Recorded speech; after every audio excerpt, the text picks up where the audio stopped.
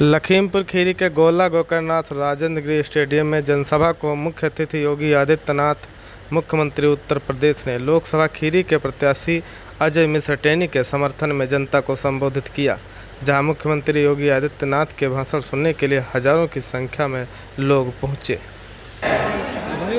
और वह है कि फिर एक बार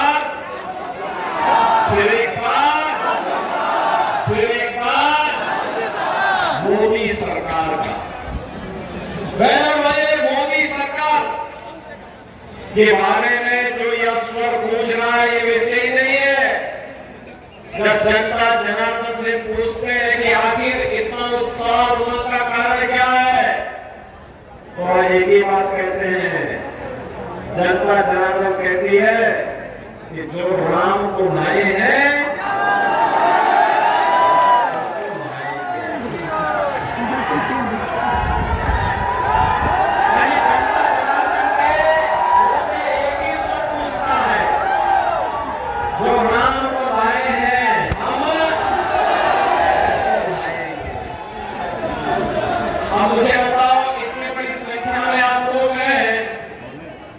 अयोध्या में राम मंदिर का निर्माण अच्छा हुआ है ना, सहमत है ना। फिर कांग्रेस और समाजवादी पार्टी के लोग क्या बयानबाजी कर रहे हैं। एक कपिल बुद्धिजीवी ने क्या कहा, उन्होंने कहा कि राम मंदिर का निर्माण अनावश्यक है। ये राहुल गांधी के सलाहकार है और ऐसे ही सभा मंदिर का निर्माण देखा होगा। बहनों भाइयों, जैसे जैसे चुनाव अपने अंतिम दौर की तरफ आगे बढ़ता जा रहा है, चुनाव में भी दो चीजें साफ दिखाई दे रही हैं। एक तरफ जो भारत के सम्मान के लिए, भारत की सुरक्षा के लिए, भारत के विकास के लिए, गरीब कल्याण के लिए बिना भेदभाव के शासन की योजना का लाभ गांव, गरीब, किसान, नौजवान, महिलाएं, समाज के प्रत्येक तबके को मिले। एक और राम राज्य की सौभाग्य पर आधारित राम भक्त है और दूसरी तरफ भारत की सुरक्षा में सेंध लगाने वाले, अंतर्राष्ट्रीय मंचों पर भारत को अपमान करने वाले, विकास के कार्यों में भ्रष्टाचार फैलाने वाले, गरीब कल्याणकारी योजनाओं में सेंध लगाने वाले, आपकी आस्था के साथ खिलवाड़ करने वाले, वे रामद्रोही भी है। जो रामद्रोही राम मंदिर का विरोध पहले भी करते थे और आज भी कर रहे हैं।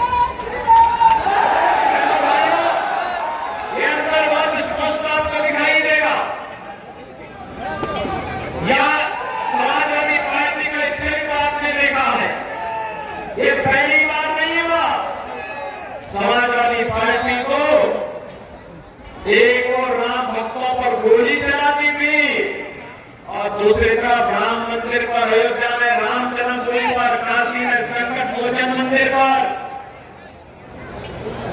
लखनऊ, वाराणसी और अयोध्या की कचहरियों पर सीआरपीएफ कैंप, रामपुर पर हमला करने वाले आतंकवादियों के मुकदमों को इस समाजवादी पार्टी वापस लेने का कुछ प्रयास की थी।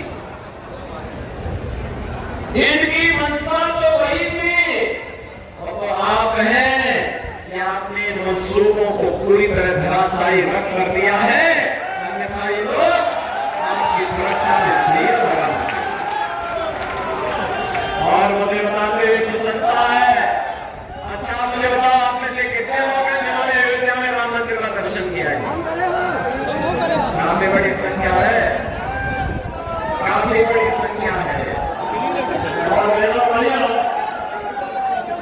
जैसे अयोध्या नई अयोध्या बन गई है, लाखों लोग आ रहे हैं, ऐसे ही जैसे काशी विश्वनाथ धाम आज जगमगा रहा है, ऐसे ही छोटी काशी को भी बाबा भोला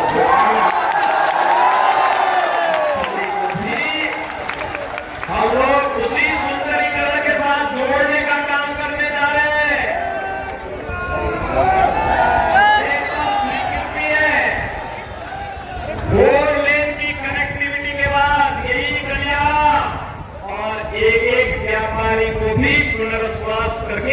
को बसाने का काम भी होगा, किसी को उतारना नहीं, हमको बसाने का काम करते हैं।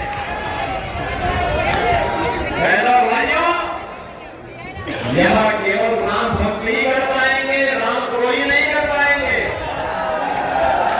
ये राम द्रोही तो समाजवादी पार्टी की सरकार के समय आपने देखा होगा, हर दूसरे दिन एक दंगा होता था, कर्फ्यू लगता था, व्यापारी और खेती दोनों सुरक्षित थी। प्रदेश में किस प्रकार की अराजकता थी, किसी से छुपा हुआ नहीं। और कांग्रेस के समय देश की सीमाओं में घुसपैठ होती थी, वैश्विक मंच पर भारत का सम्मान बचा नहीं रह गया था। देश के अंदर आतंकवाद नक्सलवाद सिर चढ़कर के बोल रहा था, विकास के कार्य ठप पड़ गए थे।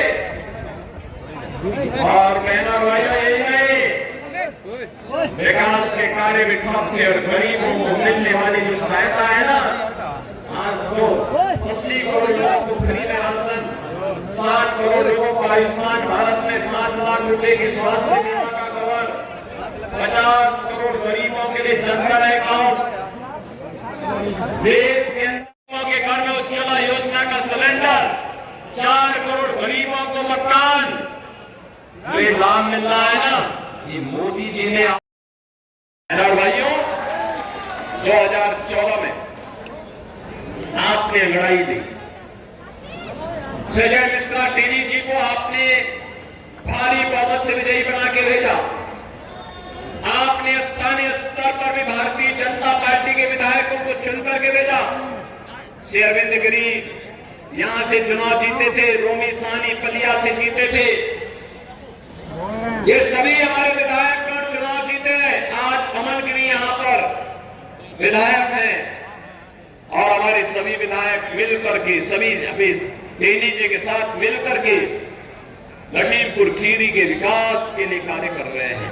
लगातार कार्य, हाईवे रेलवे के काम हो, यहाँ के पर्यटन विकास के कार्यक्रम हो, या बाबा गोकर्णनाथ के इस पावन स्थल को एक नए कॉरिडोर के रूप में, विकसित टाउन एरिया के रूप में स्थापित करने का कार्य। आखिर बड़ी सिटी स्मार्ट नहीं होगी, स्मार्ट गोला भी होगा, लखीमपुर भी होगा। ये सब कार्य चल रहे हैं और इसलिए हमने कहा है कि सड़कें इतनी चौड़ी बननी चाहिए कि आराम से लोग चल सके। स्ट्रीट वेंडर को व्यवस्थित पुनर्वास करो। अब कोई किसी व्यापारी से रंगदारी नहीं ले सकता है, क्योंकि रंगदारी लेगा तो फिर उसके लिए जहन्नुम का रास्ता भी खुला होगा। अब व्यापारी से कोई अपराधी, कोई गुंडा रंगदारी नहीं ले सकता। अब तो व्यापारी को पीएम स्वनिधि योजना मिल रही है। इस समाजवादी पार्टी के लोग पहले नौजवानों की नौकरी पे डकैती डालते थे और नौजवान के हाथ में तमंचे पकड़वाते थे। हमने कहा नहीं, नौजवान के हाथ में तमंचे नहीं, नौजवान के हाथ में तो टैबलेट होना चाहिए, टैबलेट। और बहनों भाइयों, 2 करोड़ नौजवानों को हम टैबलेट दे रहे हैं।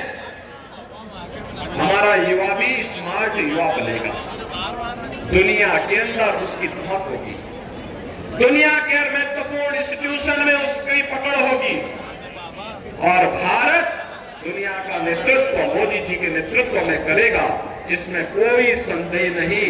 लेकिन इसके लिए अगर भारत में जो परिवर्तन आया है, ये सच है, मोदी जी का नेतृत्व है, लेकिन श्रेय आपको है, क्योंकि आपका एक वोट मोदी जी को मजबूती दिया है। और इसी आपसे कहने के कि आप सभी लोग अपने वोट की कीमत को समझिए। आपका एक वोट देश की। रेलवे ओवरब्रिज बनाने का काम नहीं हुआ, किसी भी मंदिर के पुनरुद्धार के लिए पैसा नहीं दिया गया।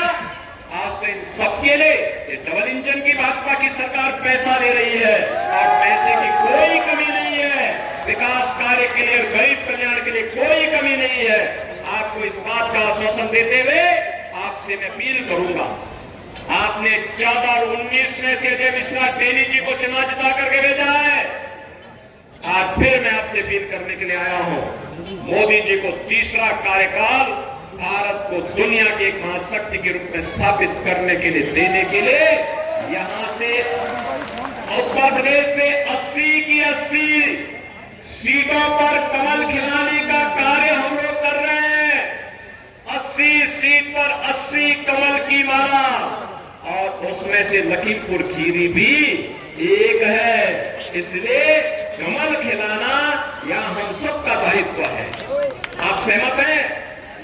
सहमत हैं? कमल खिलेगा। कमल कब खिलेगा बहनों?